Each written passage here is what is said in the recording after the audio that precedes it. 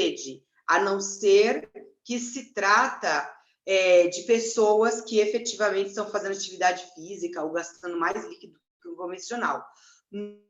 No geral, nós tomamos água por uma questão nutricional, educacional, e não quando nós temos o fator sede instaurado. Então, sede em excesso é o primeiro sinal da diabetes. O segundo dele é fome em excesso. E o terceiro dele é o aumento da diurese diária. Então, existe um cálculo bem simples que a gente faz. E esse cálculo é assim: se você toma 1.000 ml de água por dia, você precisa eliminar 1.000 ml de água por dia. Você não pode tomar 2 copos de água e eliminar 2 litros de diurese, né, de urina. Então, isso mostra que está ocorrendo um desequilíbrio do seu organismo. Se você nunca gostou de beber água e, de repente, ela passa a ser a coisa mais gostosa do mundo, alguma coisa está errada também. Tá? Então, são sistemas de fatores fisiológicos que meu corpo tenta manter um bom equilíbrio para que efetivamente eu não entre em colapso agregado.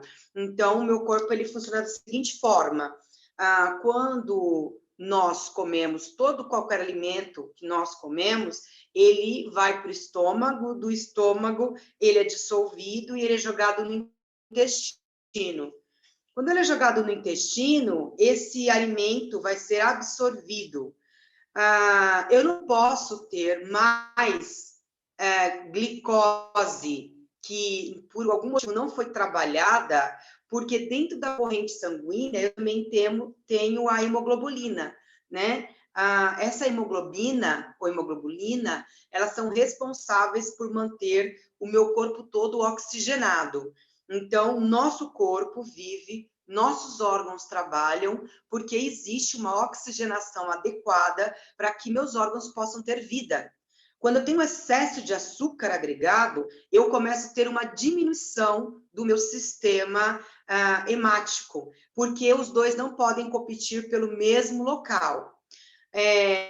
Quando eu como algum alimento, esse alimento vai para a corrente sanguínea e ele vai efetivamente as proteínas, vitaminas, minerais e a glicose. Lembrando vocês que vários alimentos que nós comemos se tornam glicose. O arroz, o feijão, o macarrão, o pão e algumas frutas agregadas. Então, quando eu tenho um sistema digestivo, junto com ele eu também tenho o meu pâncreas, trabalhando junto com o meu sistema digestório, para que ele possa fazer a divisão da quantidade de glicose que fica dentro da corrente sanguínea e da quantidade de glicose que fica fora da corrente sanguínea.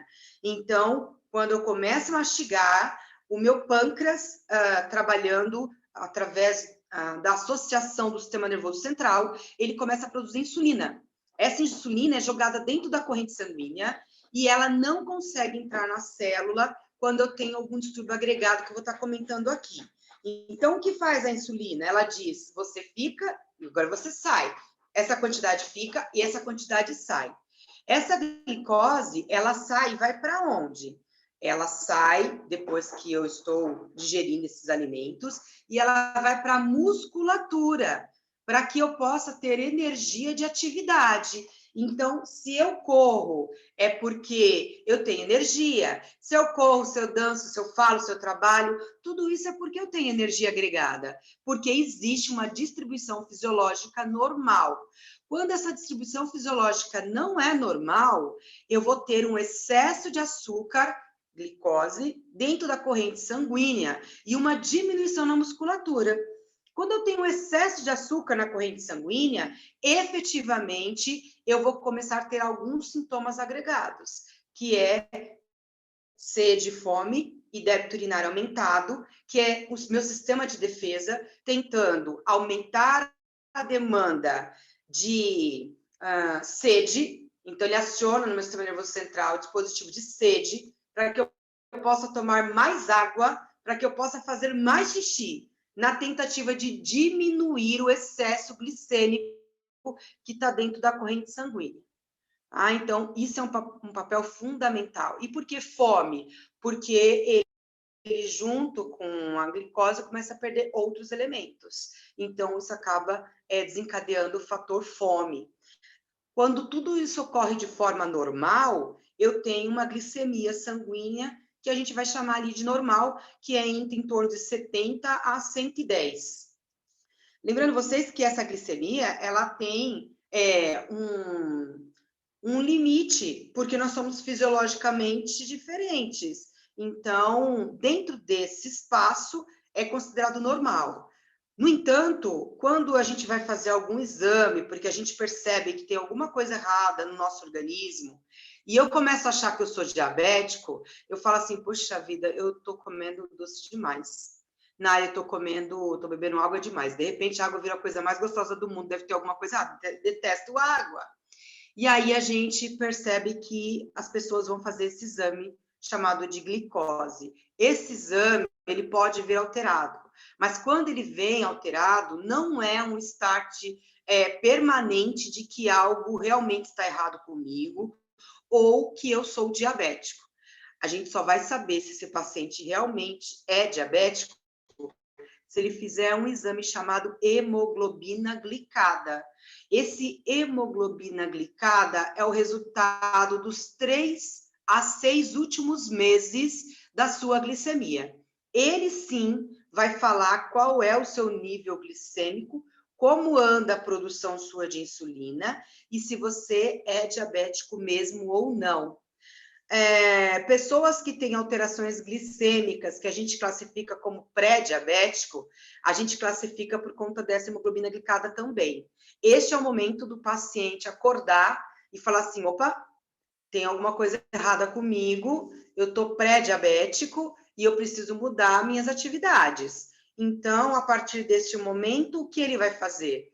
Ele vai começar a diminuir a ingesta de carbo, né? Ele vai começar a passar alimentos brancos para integrais, ele vai começar a cortar embutidos, enlatados, gaseificados, que são os vilões aí da diabetes, e o mais importante de tudo, ele vai começar a praticar atividade física. Lembrando vocês que a atividade física, o professor Leandro falou sábado passado, no mínimo 3 vezes por semana. Caminhada, pular corda, andar de bicicleta, fazer uma academia, procurar alguma coisa que você goste. Mas junto com o tratamento da diabetes, é extremamente importante esse alinhamento com a atividade física, para que a sua glicemia possa voltar ao normal. Queria dizer para vocês também que lá na USP nós fizemos uma pesquisa e dentro dessa pesquisa nós pegamos 60 voluntários e dividimos em 2 grupos. Desses 2 grupos, durante 2 semanas, 30 deles iam ter que comer coisas basicamente açucaradas, como bolos, sorvete, biscoitos, brigadeiro, né? E os outros 30, basicamente, iam ter que comer alimentos à base de fritura, pastel, coxinha, quibe, essas coisas que efetivamente a gente frita. Depois de 30 dias que eles estavam fazendo essas atividades, ou mudando essa alimentação deles, foi coletado uma quantidade de urina e colhida uma quantidade de glicose. E aí, o que ficou descoberto? Ficou descoberto que pessoas que tinham comido excesso de açúcar na sua urina tinham excesso de açúcar. E pessoas que haviam comido excesso de gordura na sua urina tinham excesso de açúcar. Então, a conclusão que nós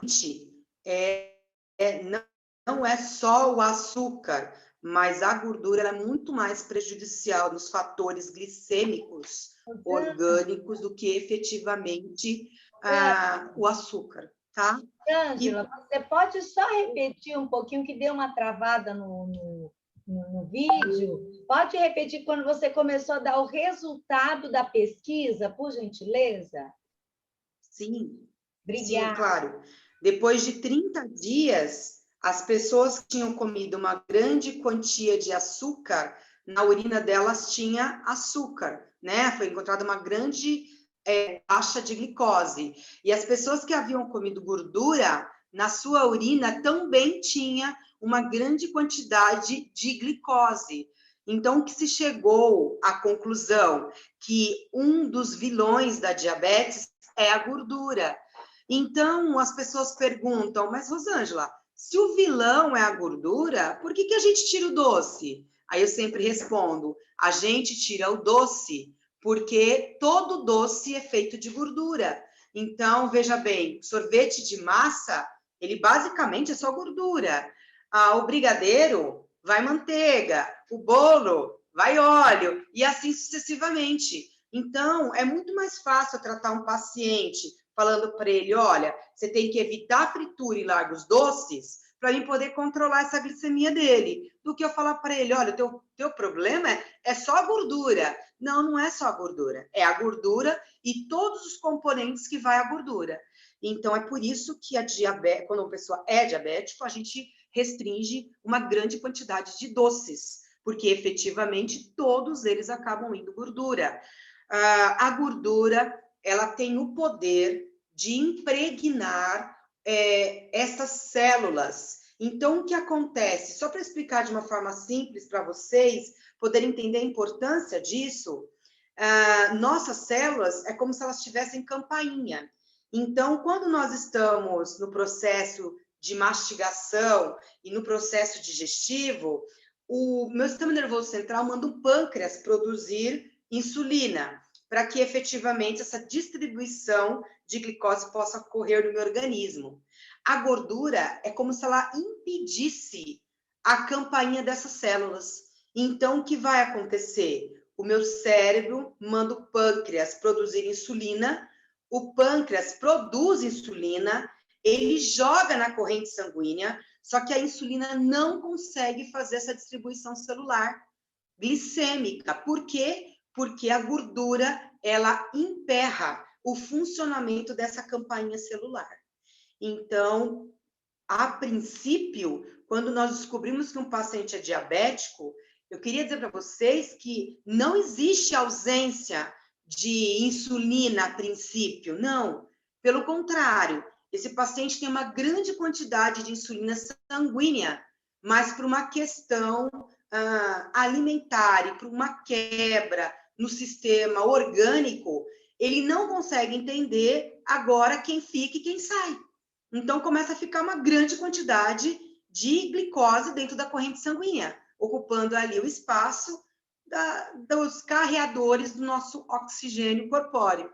Então, nós tentamos reverter a situação desses pacientes que são adultos, quando efetivamente a gente pega eles pré-diabéticos ou mesmo diabéticos, antes deles se tornarem insulino-dependentes.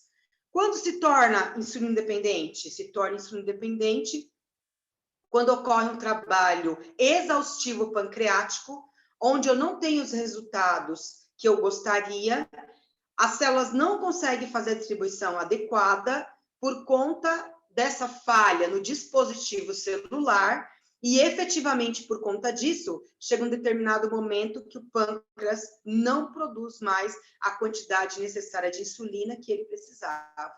E é por isso que o paciente que é diabético precisa tomar insulina, tá? Quando ele chegar nesse nível, ele está no estado bem avançado glicêmico, já está acontecendo uma insuficiência ou uma deficiência na produção insulínica e, por conta disso, a gente não consegue mais ter o trabalho tão eficiente.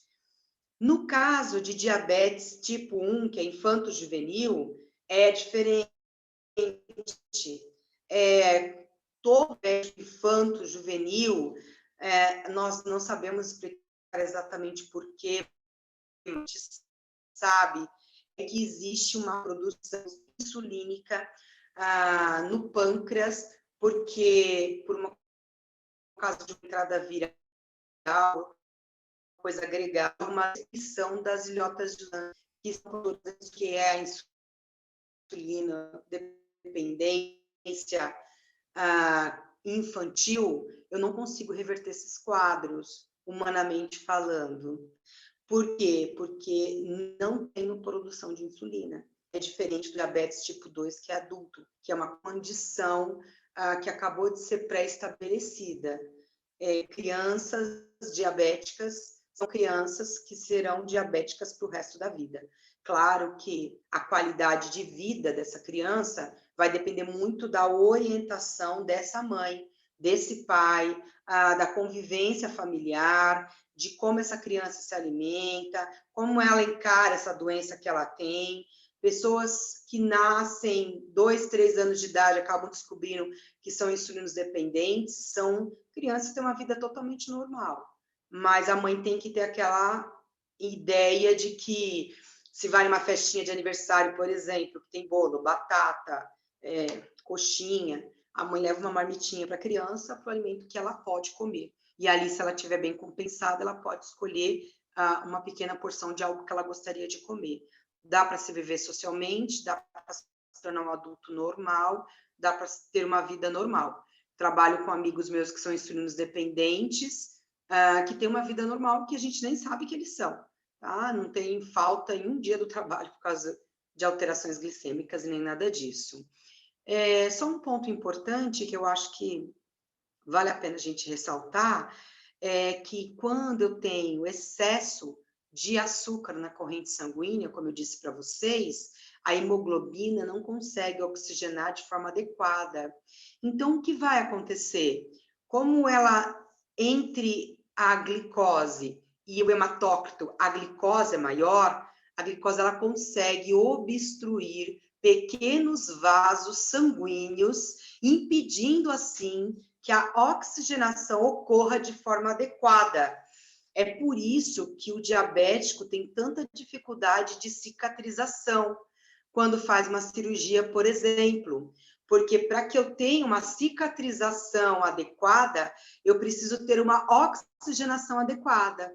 Quando se trata de um diabético descompensado, não ocorre essa cicatrização adequada, porque tem muito açúcar no lugar da glicose, impedindo assim que fatores de coagulação consigam fechar, por exemplo, o corte que acabou de ser feito. É por isso que sangra mais do que deveria, porque eu tenho um aumento de glicose no lugar onde deveria ter células específicas para oxigenar o local. Também ocorre situações de hipoperfusão pediosa, aonde o excesso de açúcar ele impede a oxigenação de capilares mais finos do pé, causando assim uma hipóxia agregada. Então, assim, quando eu não tenho oxigênio suficiente nos meus dedos do pé, por conta da diabetes, vai ocorrer ali uma diminuição da oxigenação, portanto, uma diminuição da vascularização, e esse pé vai começar a entrar no processo chamado de injúria celular ou necrose. Então, por isso que a gente tem tantos pés diabéticos amputados. E isso é graças a uma alteração glicêmica descompensada. Pacientes diabéticos também são pacientes renais. Por quê? Porque o excesso de açúcar não deixa a vascularização do rim ocorrer de forma eficiente. Os glomérulos, que são ricos em capilares, acabam sendo ter uma atividade diminuída ou obstruída por conta da glicose, fazendo com que esse paciente que é diabético agora é um paciente dialítico, ele é um paciente que tem uma insuficiência renal agregada, ou situações que é vivenciado o tempo inteiro, de pessoas que são diabéticas e não sabem, e acabam descobrindo porque a visão está turva, né? É uma visão embaraçada. Então, o paciente chega para o médico e fala assim para o doutor, eu acabei de trocar meu óculos faz 4 meses, eu estou enxergando muito mal, como se eu não tivesse trocado esse óculos. E aí, efetivamente, o médico precisa ter ali sabedoria de ter um start, de entender que alguma coisa está errada e pedir um exame de glicemia. Porque, vale o alerta, óculos que acabou de ser feito, pouco tempo você está em uso, e repente ele não é mais adequado para você, a gente não troca o óculos primeiro. Primeiro a gente vai colher uma bateria de exames para ver o que está acontecendo de errado conosco, tá? Eu diria para vocês que cerca de 70% das pessoas que têm este problema de reclamação agregada, ela tem também outras reclamações associadas, a diabetes. Pessoas que acordam cansadas, indispostas, sonolentas, dores na articulação, todos esses sintomas estão associados e podem estar associados a um paciente diabético. E por que a gente fala de mal silencioso? Porque, na verdade, você não sabe se você é diabético ou não. Você vai viver nos seus dias, você percebe que você não está muito bem, porque o meu sistema fisiológico foi feito para me sinalizar que as coisas estão erradas, mas são sintomas discretos. De repente, a água ficou gostosa, de repente, eu começo muito no banheiro à noite, o óculos não está servindo mais, eu estou sempre indisposto e cansado, mas eu estou achando que está tudo normal, né? Então, não está. Tá? Quando a gente fala de normalidade de sistema, às vezes eu hoje não estou muito bem, mas na maioria dos dias eu estou muito bem. Então, se é uma sequência de que eu não estou bem, isso deve ser visto com um pouco mais de atenção para que a gente possa entender e ajudar em nosso organismo que tem alguma coisa errada. Uma característica também da diabetes é a boca seca, tá? Então, pessoas que têm a boca seca, você está sempre tomando água, a boca está sempre seca, vale a pena fazer uma hemoglobina glicada para saber aí qual é o verdadeiro nível glicêmico que você está. E outro problema também que é atribuído a problemas vasculares, que pode ser também causado pela diabetes, é sensação de formigamento nas mãos e nos pés. Sensação de formigamento nas mãos e nos pés podem estar associada a um sistema de hipoperfusão por excesso de glicose na corrente sanguínea e diminuição da oxigenação perfusional.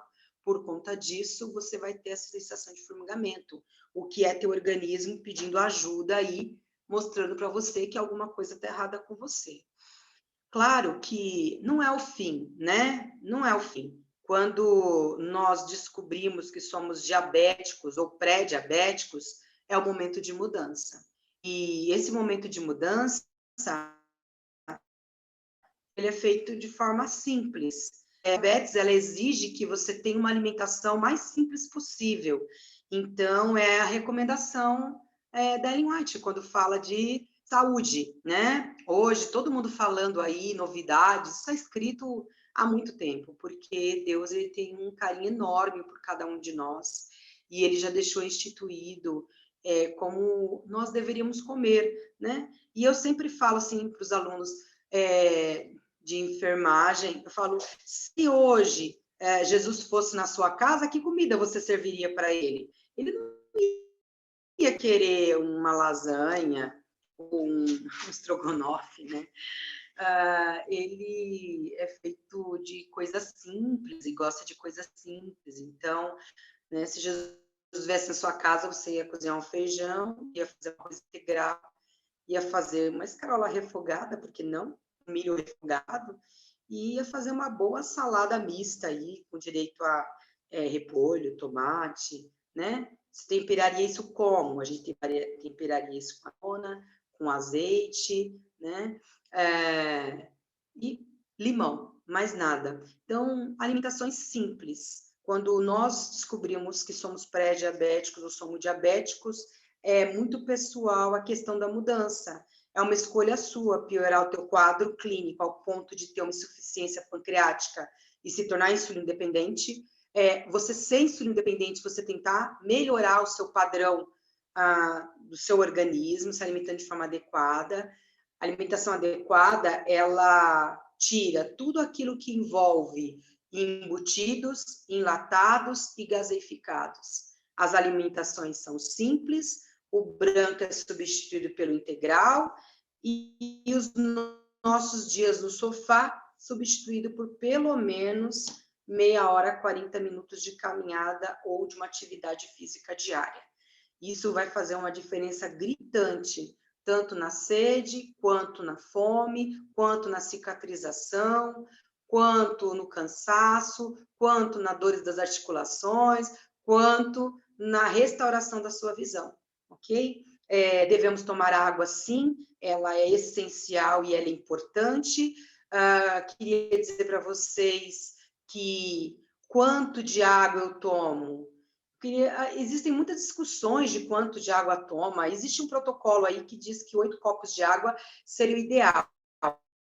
Mas o ideal mesmo de água é aquela que, quando eu vou no banheiro fazer xixi, quando eu olho para dentro do vaso, eu vou dar descarga por uma questão educacional.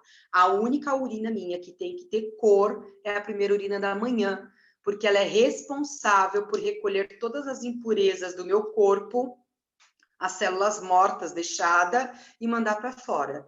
As demais urinas, elas deveriam ser tão claras ao ponto de não alterar a cor da água do vaso sanitário. Eu dou descarga com uma questão educacional. Se a sua urina tem cor, quanto mais escura ela for, maior a sua necessidade de beber água, ok? Que é uma forma de manter o nosso corpo limpo e saudável.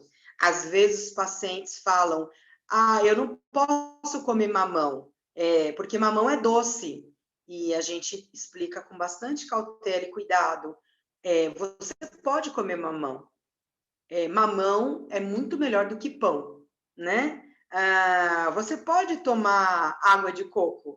Água de coco é muito melhor do que Coca-Cola, né? A gente precisa saber fazer escolhas, né? Você pode comer alguma coisa que você goste sem ter que fritá-la e sim grelhá-la, né? Então, são substituições bem simples que a gente faz no dia a dia, que faz toda uma diferença, né? Tire o molho, tire o empanado, né? Comece a comer fruta, comece a beber água, opte por bastante salada. E eu acho que cabe aqui uma dica que é super importante, é que nós deveríamos comer a salada antes das refeições. Quando eu como a salada antes das refeições, ela tem dois papéis essenciais. Primeiro, quando você come a salada antes das refeições, você está preparando o seu estômago para o alimento que é mais pesado. Segundo, as folhas, elas têm como base celulose. Então, ela é o primeiro meio de interditar que gorduras possam entrar dentro da sua corrente sanguínea.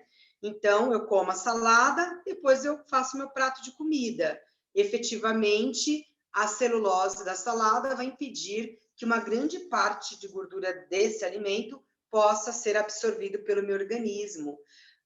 Isso faz com que diminua gradualmente, de forma importante, o nível de colesterol sanguíneo, alterações glicêmicas importantes, né? Melhora o sono, porque eu estou fazendo algo que efetivamente causa desintoxicação corpórea, né?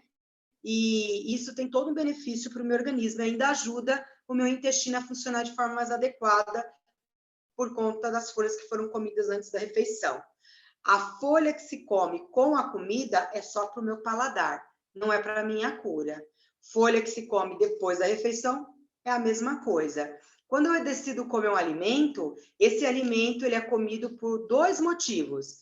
Primeiro, é por uma questão de saúde, então é um medicamento que eu atribuo aos remédios de Deus, e o segundo é para o meu paladar. Então, existem coisas que a gente faz que é para o paladar, existem coisas que é para a saúde. A salada antes das refeições é saúde. A salada com a refeição é paladar. Tá? Salada de fruta ácida é saúde. Salada de fruta com fruta ácida e doce é para o paladar, tá bom? Não existe nada de errado nisso, mas aí qual é o seu foco, né? É que o alimento vire, que o alimento seja só alimento para o paladar e o prazer, ou que essas frutas, essas verduras, esses legumes se tornem remédios de Deus para que você efetivamente tenha uma saúde melhor. Hoje em dia nós temos 2 alimentos que a gente atribui para melhora significativa da diabetes. A primeira delas é a batata Yacon. A batata Yacon, ela é excelente, a gente encontra em hortifrutis, e ela tem gosto de pera, meio maçã, é uma batata diferente. E como que a gente vai tratar a diabetes com essa batata? A gente vai comprar 2 batatas pequenas a princípio. Quando o meu estado glicêmico está muito alterado, eu vou lavar, descascar, lavo de novo e vou comer essa batata crua. Então, a batata Yacon, a gente consome crua, eu descasco, lavo ela e vou comer 2 batatas pequenas por dia. Essa batata, ela tem o poder de ativar a função pancreática e melhorar a função glicêmica sanguínea. Ela é melhor que qualquer metformina da vida aí que as pessoas tomam. Tá? Outro alimento importante também para melhorar fatores glicêmicos é o chá de camomila, que ele é anti-inflamatório agregado e ele auxilia aí na diminuição de toxicidade, e couve, tá? Não couve refogada, couve salada mesmo, né? Corta a couve direitinho, tempera de forma adequada e vai comer antes das refeições, né? Ela é excelente também para diminuir os altos níveis glicêmicos do sangue.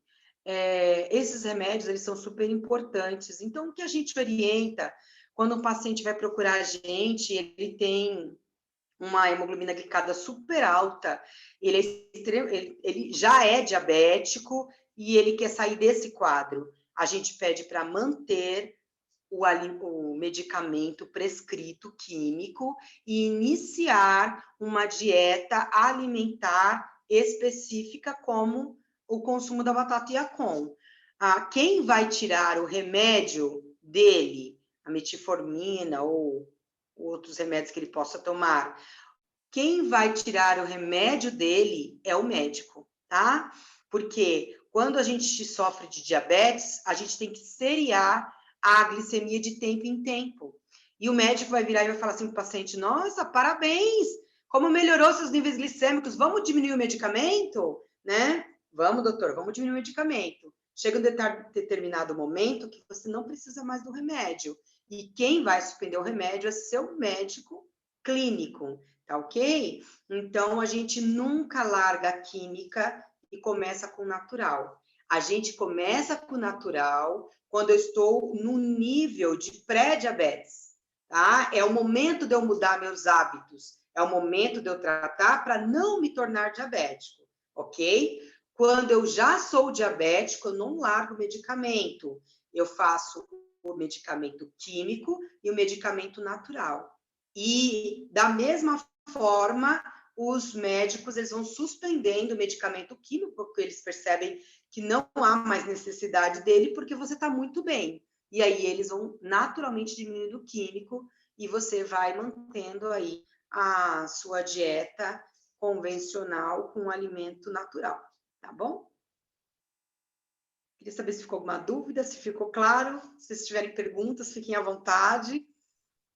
Oi, professora Rosângela, é o seguinte, nós temos aqui algumas perguntas, tá? Tanto no Facebook como aqui também aqui no chat, né, do Zoom. Vamos lá, temos aqui algumas perguntinhas. Primeira pergunta. A Leila, ela faz a seguinte questão. Ela 2 a 3 vezes por ano, ela faz um teste, né? Glicêmico, né? E às vezes dá um pico glicêmico de 220. Isso caracteriza diabetes?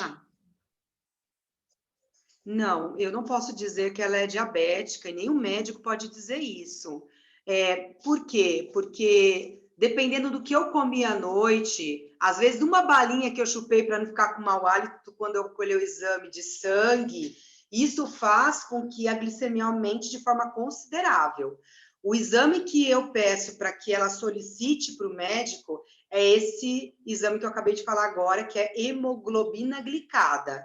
A hemoglobina glicada, ela consegue rastreabilizar o resultado dos últimos 3 a 6 meses. o que sinaliza para mim se eu sou diabético ou não.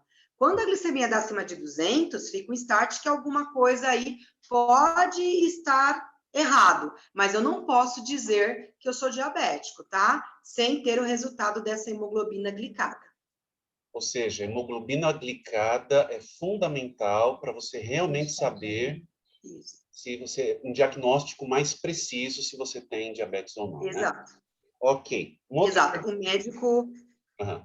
isso mesmo, o médico fica num caminho, numa janela meio estreita aí, dele falar que um paciente é diabético porque fez glicemia, tá?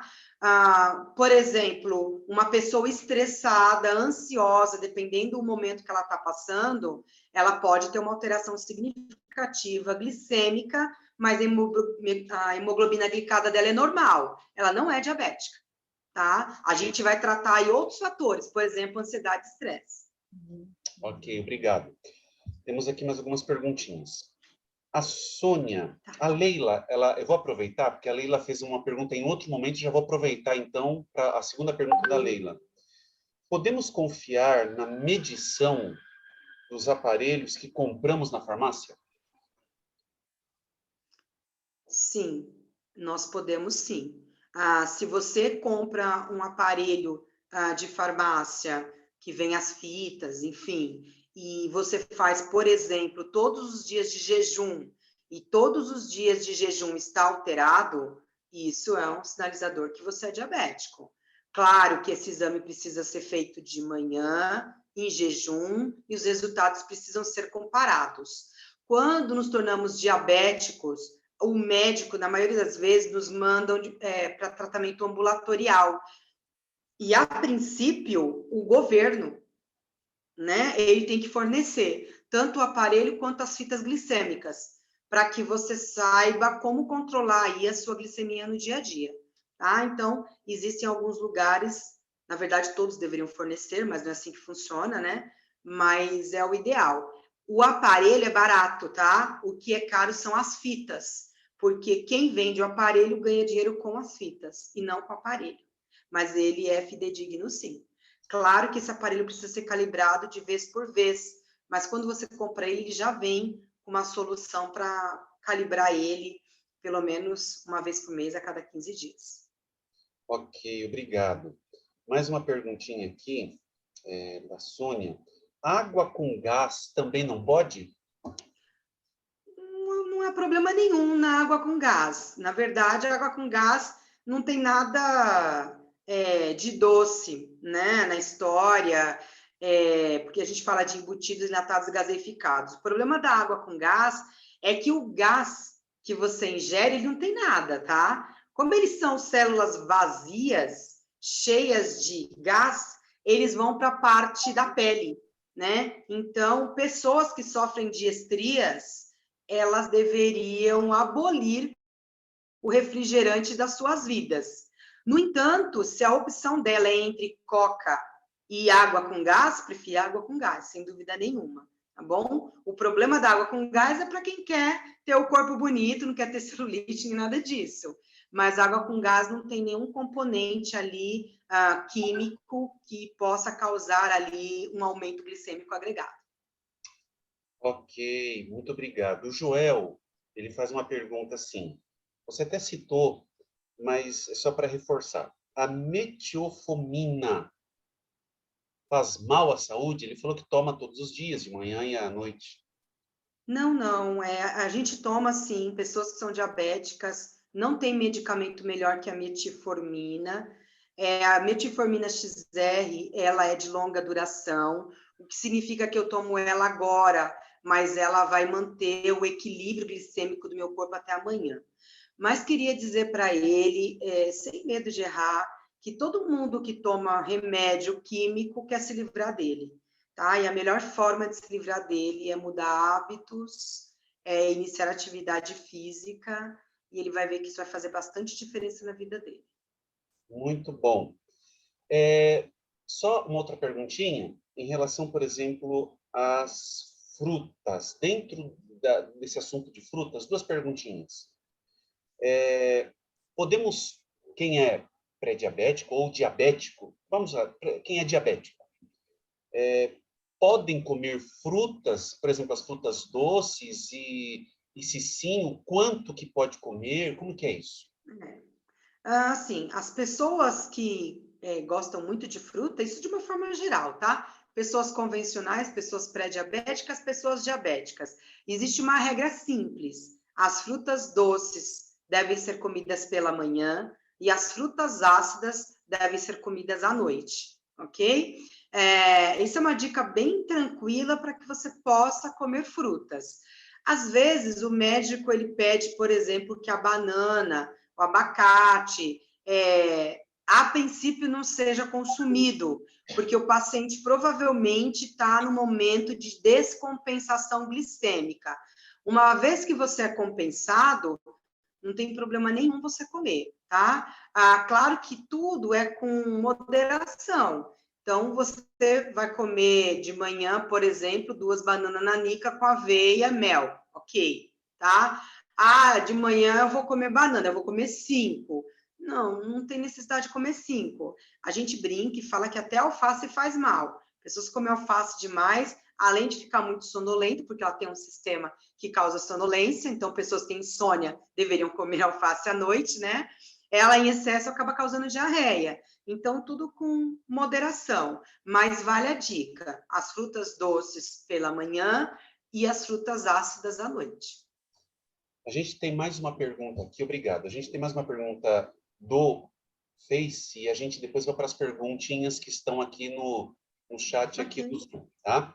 A Sueli, ela faz a seguinte pergunta: e aquele exame que colhe o sangue e depois toma um suco e espera 1 hora, colhe o sangue, para que serve?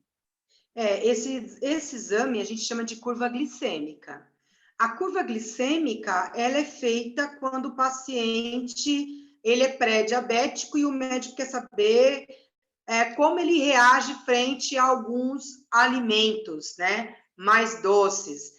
Como que meu organismo tolera, como que meu pâncreas está funcionando quando ele recebe essa destrose, né? Esse suco aí super doce que dão para a gente tomar em média de meia e meia hora. Quando eu tenho dúvida de como está o funcionamento pancreático, eu peço curva glicêmica. Mas gostaria de sinalizar que a curva glicêmica não é feita só para descobrir se o paciente é diabético ou não. Algumas outras patologias também necessitam desse exame de curva glicêmica, tá? Para investigar, por exemplo, a função pancreática, algum distúrbio associado à função renal e mesmo a alteração glicêmica. Ok, muito obrigado. Vamos aqui agora ter umas perguntinhas aqui no chat do Zoom. Vamos lá, só um pouquinho aqui.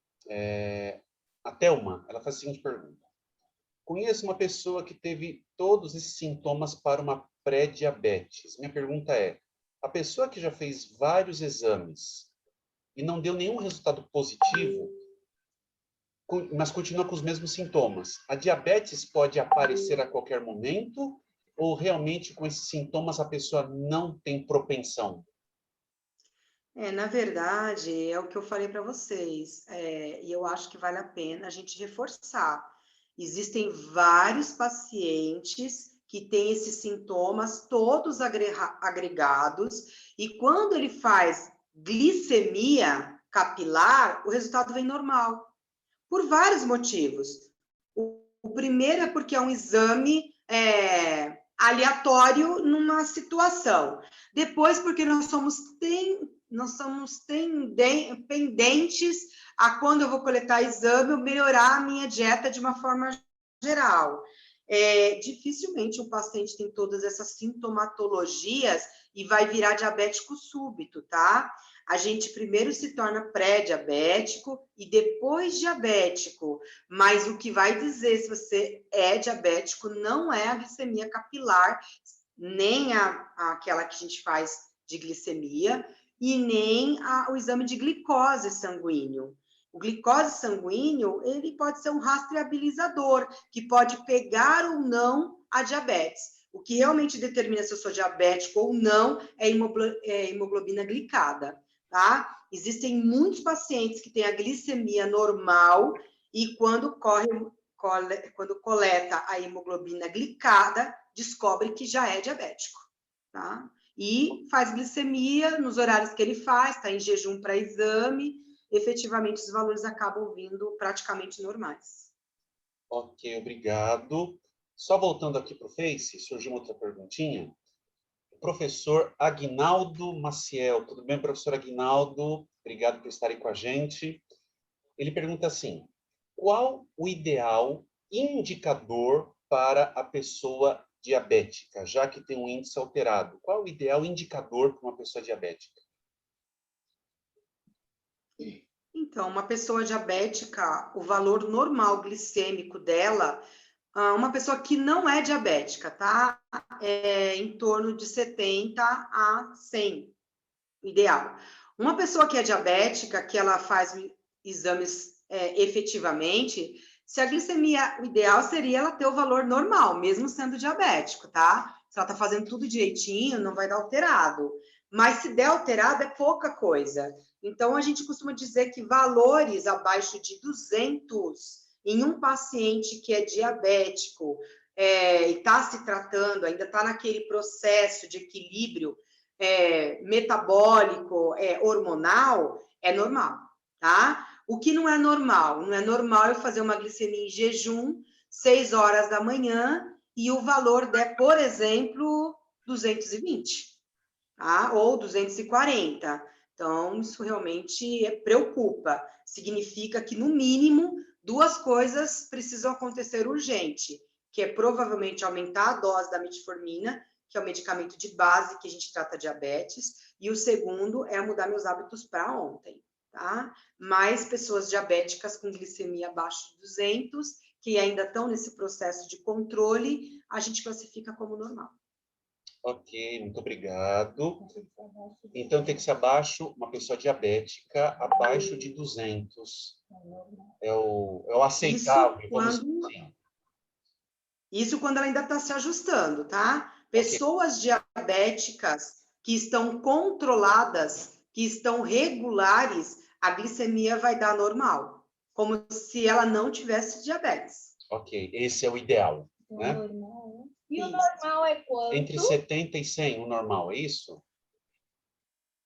Entre 70 e 100. Okay. Até 110 a gente acha que está aí dentro desses valores convencionais. Tá bom. Mais uma perguntinha aqui, da Débora. A Débora, ela faz algumas perguntinhas aqui, vamos lá. Quem está com pré-diabetes pode fazer uso da batata Yacon? Deve. A batata Yacon, ela é excelente, é uma pena que ela não é tão divulgada. Nós temos tratado os pacientes em estado diabéticos importantes, quase pré-insulínicos, que a gente consegue reverter o quadro com uma alteração da alimentação, a inclusão da batata Yacon e atividade física regular. Existem, inclusive, pacientes que tomam altas doses de medicação que a gente consegue reverter e fica um paciente que é diabético, mas não necessita de medicamento, só de manutenção e monitorização quando começa aí a consumir a batata Yacon junto com outros fatores agregados que vão auxiliar também. Ok. A Débora. Mito ou verdade? Quem tem diabetes sente mais vontade de comer doce? Não necessariamente. Nós temos vários pacientes que são diabéticos, eles não gostam de doce. Acreditem, eles gostam de massa, tá? Lembrando vocês que massa vira glicose. Então, assim, nós temos o diabético que ama chocolate e doces e bolachas, e nós temos o diabético que não gosta de doce, mas ama pizza, macarrão, né? Então, na verdade, é mito isso, né? Tudo aquilo que a gente come é revertido de alguma forma para se tornar o combustão do nosso organismo. O que acontece muitas vezes é que, psicologicamente, quando a gente fala para a pessoa, olha, não é para comer, e ela nunca gostou de comer, parece que agora ela quer comer, né? Então, na verdade, é mais psique do que realmente fisiologia, tá bom? Pessoas que são diabéticas, que nunca gostaram de doce, de repente passam a amar doce.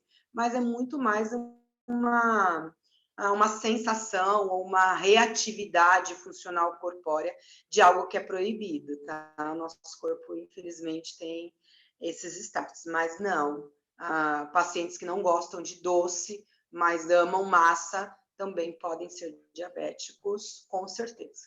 Ok, ok. Realmente é possível a pessoa que está assim, muito acima do peso, a pessoa está muito acima do peso e não ter diabetes? Da mesma forma, inversamente, pessoas magras, bem magras, com diabetes, isso é possível?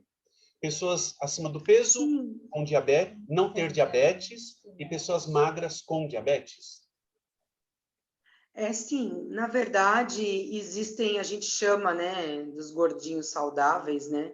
Existem pessoas que têm sobrepeso, mas comem super bem em excesso, né? E tem aqueles magros que você acha que é super saudável, mas não, tem uma alimentação péssima. A, a vantagem de ser gordinho, né, ter sobrepeso, isso é um sinalizador que você precisa se cuidar, fazer uma dieta, atividade física. Então, você olha para você e você fala, olha, eu preciso mudar, né? Tô com excesso de peso, olha, tô gorda, eu preciso mudar. E o magro é aquele que fala, não, tô bem, ó, tô bem, tô saudável, né? O peso tá bom. Não necessariamente, tá? Todo mundo deveria fazer uma bateria de exames laboratoriais. Tem bastante pessoas que são diabéticos, que são magros e estão num nível bem descompensado quando a gente coleta exame, tá bom? Tem pessoas que falam assim, não, mas eu sou diabético, eu não sou diabético, é impossível você não ter nenhuma patologia agregada quando você soma alimentos de carnes com gordura, bebidas alcoólicas agregadas, lembrando vocês que uma latinha de cerveja equivale a 3 pão francês. Então, assim, realmente é uma questão aí de estar monitorando. Existem pacientes que chegam para mim no hospital de 1,80 m, que pesa 70 quilos, corpo escultural, faz atividade física com a glicemia totalmente descompensada e se torna insulino dependente, tá? Chegou no nível tão ruim da diabetes que ele agora precisa de insulina porque entrou em falência pancreática. O gordo ou o gordinho, como vocês queiram, se ele não é diabético, ele provavelmente vai se tornar, tá? Se ele não tomar uma atitude para agora. Por quê? Porque o excesso de gordura abdominal, ele também acaba afetando os órgãos vitais. Gordura em excesso é um processo inflamatório agregado. A gente podia, qualquer hora, falar só sobre o sistema de obesidade, para vocês entenderem melhor essa fisiologia. Então, se você é um gordinho saudável, parabéns. É o momento de você começar a tomar uma atitude aí para melhorar hábitos, para fazer atividade, para que você possa perder peso, já que você tem saúde, tá? E os magrinhos, fiquem alerta. Magreza não é sinal de saúde, tá bom? Muito bom. Mais duas perguntinhas para a gente finalizar, Tá tá bom. bom? Dentro da batata Yacon ainda, tá? Como e que horário deve fazer uso da batata Yacon? Tem algum horário específico? Pode comer à noite, de manhã, no almoço? Como é que é? Pessoas que são pré-diabéticas, elas podem, por exemplo, comer uma batatinha com depois do café da manhã. Então, ela toma o café da manhã, espera mais ou menos uma horinha e vai comer essa fruta, que é a batata Yacon, que não tem gosto de batata, tá bom? Tem gosto de pera ou maçã, para que vocês que gostem, é um gosto bem diferente, é bem, bem saborosa, tá bom? Depois de uma hora das refeições, você pode comer essa batata Yacon. E lá por volta mais ou menos das 5 horas antes do horário do jantar. A princípio, são 2 pequenas batatas Yacon por dia. Tudo bem? queria dizer para vocês que existem outros alimentos que a gente não come cru e que é excelente. Por exemplo, a batata inglesa, que vocês fazem batata frita, batata cozida, né? Criem o hábito de quando for fazer batata, né? Que você lava essa batata, descasca essa batata, lava ela direitinho, corta ela em quatro e come ela crua, tá? A batata inglesa, que é essa que a gente faz batata frita crua, ela é excelente protetor gástrico, ela é maravilhosa para tratar problemas gastrointestinais e ela é super saborosa. Então, crie o hábito de comer alimentos crus, entre a couve refogada, escolha a couve crua, entre a escarola refogada, escolha a salada, né, crua, né? Vocês vão ver que vai fazer bastante diferença na vida de vocês, essas escolhas também. Ok, ok. Professora, mais uma última perguntinha. É a última perguntinha de hoje, tá bom? Mito ou verdade? É da Débora. A diabetes pode ser hereditária e pode pular alguma geração? Pode pular uma geração? No caso, a avó com diabetes e os netos têm maior propensão para desenvolver diabetes. Mito ou verdade? Olha só, nós que estudamos fisiologia, nós não acreditamos em doenças hereditárias quando existe uma mudança de comportamento, ok? Claro que se minha mãe é diabética, a alimentação dela é a minha. Então, a probabilidade de eu ter diabetes é considerável, mas não é taxado efetivo que isso vai acontecer. Hoje em dia, nós temos muitos pais que têm uma alimentação de mais fritura, de mais bebida, de mais carnes que a gente não considera muito adequada, né? Como carne de porco, por exemplo, que é muito rica em gordura, e o filho vai crescendo com uma outra cabeça. E ele fala assim, mãe, não vamos mudar o jeito de fazer isso? Mãe, ó, isso é mais saudável, mãe, isso é mais legal. E assim, acho que essas opiniões, né, quando nós vamos aprendendo o que é mais saudável, nós temos um papel fundamental de levar isso para dentro de casa. Eu posso mudar a realidade da hereditariedade da minha família, ok? Então, não é porque minha avó é diabética, minha mãe é diabética, eu serei diabética. Isso é uma opção de escolhas. Então, se todo mundo come tudo com creme, tudo com molho, tudo empanado, eu decido que eu não vou querer comer isso, que eu vou querer melhorar a minha dieta. Normalmente, quando a gente mora com família, quando a mãe faz dieta para um filho, ela acaba entrando na dieta do filho, o que melhora muito o índice glicêmico e a saúde da mãe, da avó e desse filho que está fazendo essa dieta. Nós só nos tornaremos diabéticos, hipertensos, se efetivamente eu continuar essa cadeia alimentar. A partir do momento que eu consigo substituir, melhorar, modificar e entender qual a importância das trocas, efetivamente eu vou quebrar esse ciclo. E meus filhos não vão ser condenados a ser diabéticos, tá? Porque eu resolvi mudar meu jeito de comer e, de certa forma, quando alguém faz isso em casa, acaba mudando a postura também de todos que estão na casa, o que é muito bom. Ok, professora Rosângela, muito obrigado. Foi muito Eu que legal, agradeço. esclarecedor. Comentários aqui que as pessoas amaram. Obrigada, viu? Muito obrigada. Eu que agradeço. E isso que você falou, eu ouvi um testemunho de advogada na Liberdade, ela contando que ela era diabética insulínica. E ela entrou num projeto que a Associação Paulistana tinha, lá no centro de treinamento. Ela fez uma semana e mudou os hábitos, horários de dormir, atividade física, fez toda... Ela disse que já era mais de 15 anos diabética insulínica.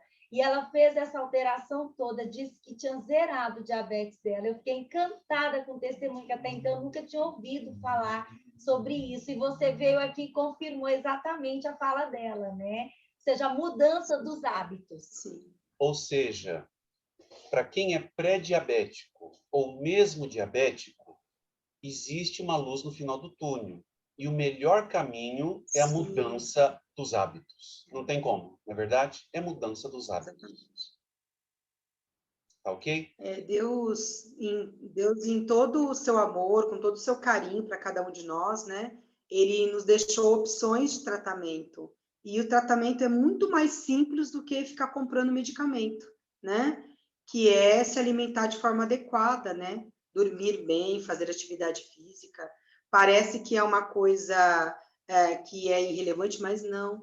Queria dizer para vocês que quando vocês não gostam de fazer atividade física, nós precisamos pontuar e colocar isso como se isso fosse um remédio que você tem que tomar todos os dias. Então, você fala, todo dia eu vou fazer uma caminhada de 40 minutos, eu vou na academia fazer 1 hora de atividade física. Você não tem que pensar, mas hoje eu estou cansado. Não, é o teu remédio, né? Esse é o teu remédio. É assim que a gente começa a mudar o jeito da gente pensar e a forma da gente viver para viver melhor. Ok, muito bom. Um abraço aí para o professor Leandro. Obrigado aí, professor. Esteve conosco na semana passada. Beleza. Estamos aqui à disposição. Beleza, obrigado. Professora Rosângela, muito obrigado. Professora Rosângela, eu que agradeço. Nós somos meio abusados, né? Nós vamos ter a professora Rosângela em breve de novo com a gente aqui, tá bom? E ela vai falar sobre imunidade, vai ser muito bom. A gente vai fazer a divulgação direitinho depois, tá ok? Queridos, muito obrigado que vocês que estão aí no Zoom com a gente, obrigado pela presença de vocês, pela participação.